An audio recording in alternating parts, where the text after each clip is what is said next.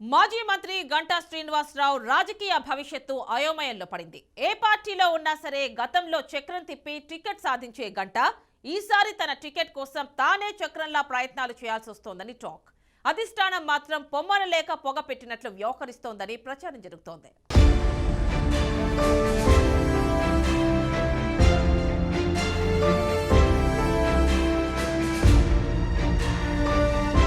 గంటా శ్రీనివాసరావు 1999 నుంచి ఇప్పటి వరకు వరుస ఎన్నికల్లో గెలుస్తూ వస్తున్నారు.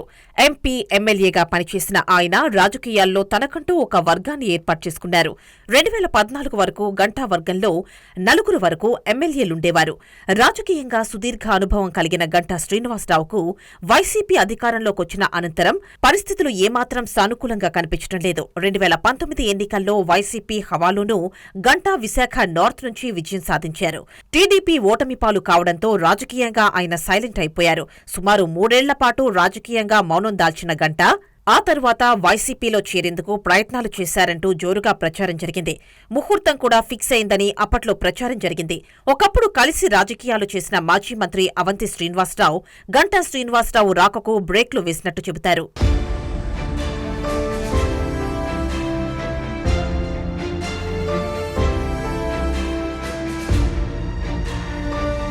ఆ తరువాత మరికొన్నాళ్లు ఆయన మౌనం దాల్చారు. ఇప్పుడు అసెంబ్లీ ఎన్నికలకు సమయం దగ్గర పడుతుండటంతో ఆయన రాజకీయంగా యాక్టివ్ అయ్యారు. తెలుగుదేశం పార్టీ కార్యాలయానికి వెళ్లడంతో పాటు మీడియా సమావేశాలు నిర్వహిస్తున్నారు.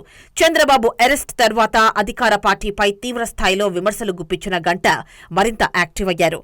గంటాకు రాజకీయంగా జీవితాన్ని ఇవ్వడంతో పాటు 2014లో అధికారంలోకి వచ్చిన తరువాత మంత్రివర్గంలోకి కూడా తీసుకున్నారు చంద్రబాబు. 2019లో అధికారాన్ని కోల్పోయిన తర్వాత గంటా పార్టీకి పూర్తిగా దూరమయ్యారు. పార్టీ కష్టకాలంలో ఉన్నప్పుడు అండగా లేరన్న భావన స్థానిక నాయకులతో పాటు అగ్రనాయకుల్లోనూ ఉంది.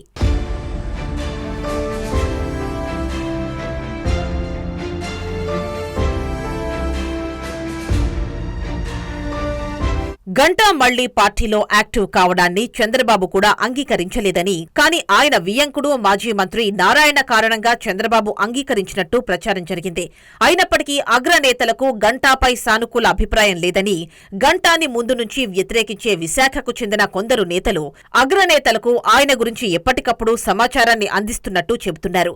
ఈ కారణాలతోనే గంటాను పార్టీ నుంచి పొమ్మనకుండానే పొగబెట్టే రీతిలో అగ్రనాయకత్వం వహిస్తున్నట్టు చెబుతున్నారు.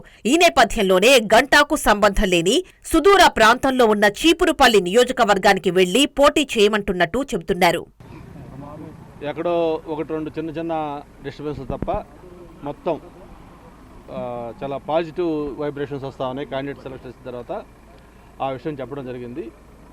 అలాగే నా విషయానికి సంబంధించి కూడా ఏదైతే గత కొద్ది రోజులుగా ఈ చీపురుపల్లికి సంబంధించి వస్తున్న వార్తలకు సంబంధించి మా అధ్యక్షుల వారు కూడా చాలా పాజిటివ్గా ఉంది. అది నువ్వు అక్కడ పోటీ చేస్తే బాగుంటుంది, ఒకసారి ఆలోచించి చెప్పారు. నేనైతే నాకున్న నా ఒపీనియన్ కూడా చెప్పాను. నేను విశాఖపట్నం జిల్లాలో ఉండాలనుకుంటున్నాను, దట్టు భీమిలి నుంచి కంటెస్ట్ చేయాలని కూడా అనుకుంటున్నాను అని చెప్పడం జరిగింది. ఓకే, లీవ్ టు మీ, నేను ఒకసారి ఆలోచించి చీపురుపల్లి, భీమిలా నీకు ఏది బాగుంటుందో చూసి డెఫినెట్గా నేను నిర్ణయం తీసుకుంటాను. మళ్ళీ మనం ఒక 2-3 డేస్లో నేను పిలుస్తాను, కలుద్దామని చెప్పడం జరిగింది. బలవంతంగా మీరు అక్కడే చేయాలని ఆదేశించినట్టు కొంత అసలు సారు చాలా స్పష్టంగా చెప్పారు.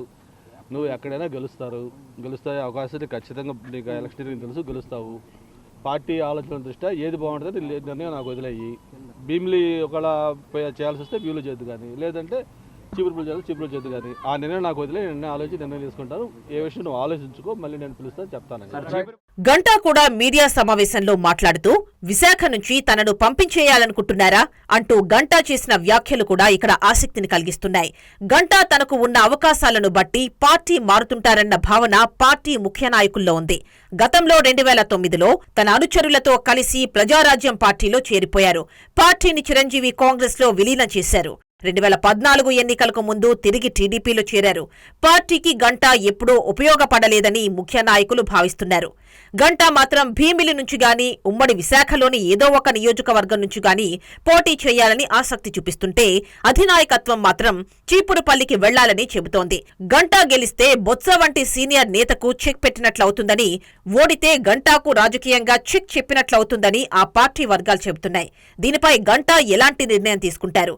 చీపురుపల్లి వెళ్లను అంటే ప్రత్యామ్నాయ నియోజకవర్గాన్ని గంటాకు చూపిస్తారా లేదా అన్నది కొంతకాలం వేచి చూడాలి.